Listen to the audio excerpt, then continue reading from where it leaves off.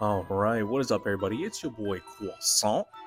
What is up, guys? How y'all doing? It's good to be back. It's been a crazy week. After I made the 20th video on my channel, I went on a little bit of vacation, guys. Spent some time with family. Went to the beach, relaxed, got some tan in, and it was nice. But I can't lie.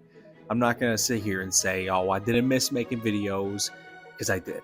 A lot happened in the last week, and instead of making a video about each individual topic, I decided to create this one video, and it's going to sort of just recap what has been going on in the gaming world in the last week.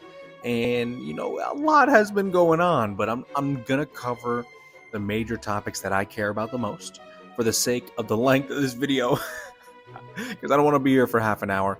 I'll be covering the heavy hitter topics. All right, first off, Microsoft is going through, another round of layoffs, their favorite time of the month, as they are firing 9,000 employees. Estimated, right? It's not the exact number, obviously. Microsoft said the cuts would include multiple divisions across the company, but did not specify which teams would get the axe. Now, reports over the last 2 weeks from Bloomberg said sales and marketing employees, as well as gaming workers, would be heavily affected, guys. I mean, it's just such a shame because, like, as a guy who works in sales, his whole life, I mean, like, obviously, I have an insane passion for gaming, right? My whole life, I would have loved nothing more than to work in sales for a video game company. One of these larger guys growing up. But with all the recent layoffs in the past 2 years and the drama and the DEI bullshit in the gaming industry, that dream has become a lot less enticing than what it was 10 years ago. Obviously, if I had the opportunity, I would take it. It's just an insanely hard industry to get into, especially on the sales and marketing side. Now, Xbox chief Phil Spencer said, quote unquote, the cuts would end or decrease work in certain areas of the business and follow Microsoft's lead in removing layers of management to increase agility and effectiveness. So they also had a recent round of layoffs in May and in June, guys, looking to cut down their management force and become more agile and effective. And where is all this money that they're saving on these employees going? Back into AI, apparently, because Microsoft pledges a larger investment towards artificial intelligence technology. Apparently, it doesn't mean the company is replacing workers with the technology. Rather, the significant cost of building out the infrastructure over multiple years has Microsoft looking to trim costs where it can. Now, this is an interesting fact because during the company's 2025 fiscal year, guys, which ended on Monday, Microsoft said it planned to spend more than $80 billion on infrastructure to meet AI demands. Now, this is an increase of $25 billion from the company's 2024 fiscal year. So it just seems like there's no real job security at these bigger companies. And all I can say is let's watch out for next month's round of layoffs because it just seems inevitable, as they continue to invest in AI. The necessity for a lot of their workers and their workforce, it just becomes more and more visible to these shareholders and to the big wigs that, they're not as necessary as we thought they were 5-10 years ago, back when artificial intelligence just wasn't as advanced. And that's why they continue to invest in it. So that is all I have for the Microsoft layoffs. Next is Game Pass news, guys. I recently purchased Game Pass for PC, and I can confidently say that for $12 a month, it is insane value. Now, the amount of games that I've played in the last 2 weeks justifies the cost of the yearly subscription. It just in the last 2 weeks, right? I played Expedition 33, Another Crab's Treasure, 9 Souls that recently just dropped, Little Nightmares 2, which I started yesterday, Rise of the Tomb Raider. And then, guys, you got these 2 upcoming big releases, day 1 releases that are coming to Game Pass. July 11th, highly anticipated Tony Hawk's Pro Skater 3 and 4 launches on Game Pass for PC and Xbox day 1. And then at the end of July 29th, Grounded 2 drops on Game Pass and on PC. Game Pass for PC and Xbox day 1 as well.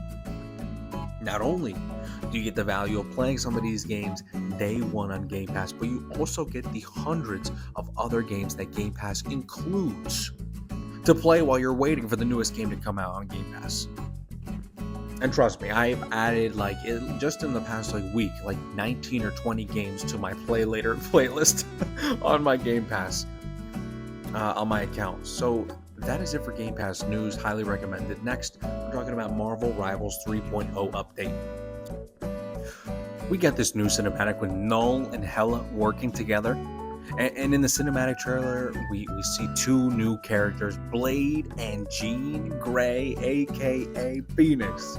I mean, I'll play the cinematic in the background, guys, but the animation, the music, it's just badass. And I'm so excited to play as Blade. But apparently he is coming in the 3.5 update, and we are going to be starting the new season with Jean Grey, the DPS, and we got the homies Guang Guang and Jiang letting us know the newest updates, coming in 3.0, like maps, characters, team-ups, battle pass, and accessories and obviously adjustments to characters. But it's a lot of information. Maybe I'll make a whole new video just on that update and Phoenix. But I'm excited to wrap up 2.5, guys. Let's get a new character in the game. Let's get new team-ups. Let's get some new stuff in there. I love it. And lastly, we're going to be talking about stop killing games, guys. So game preservation has been talked about a lot online, and the Stop Killing Games initiative is having another resurgence recently, especially in the EU. Everyone's been covering this topic, and I feel I should at least give my 2 cents because I completely agree with everything that the movement stands for, right? And it's kind of hard to stand against a movement like this, especially when the title is Stop Killing Games. Oh yeah, no, I actually want them to keep killing games. It's hard to be against that kind of movement. But for anyone who doesn't know, the Stop Killing Games movement is a growing online campaign, and they argue to call out video game publishers and devs for shutting down live service games, removing access to digital only titles, or disabling games that people have already purchased. Now, in my opinion, I think that corporations shouldn't be able to sell products and not really call them what they are: temporary licenses that they have the right at any time to revoke. And the motto of gamers having to get used to not owning their games is disgusting. This is a consumer rights issue and raises questions about ownership. Do you own the game or just a temporary license? Now, what are the supporters asking for? The supporters of Stop Killing Games are asking for offline modes or patches for online games, before shutdown.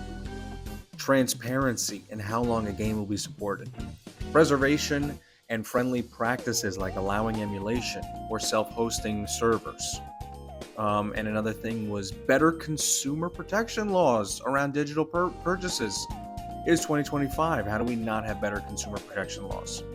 Because I feel like nobody at the top really cares about that issue, or it's not one of the pressing issues today that people want to focus on.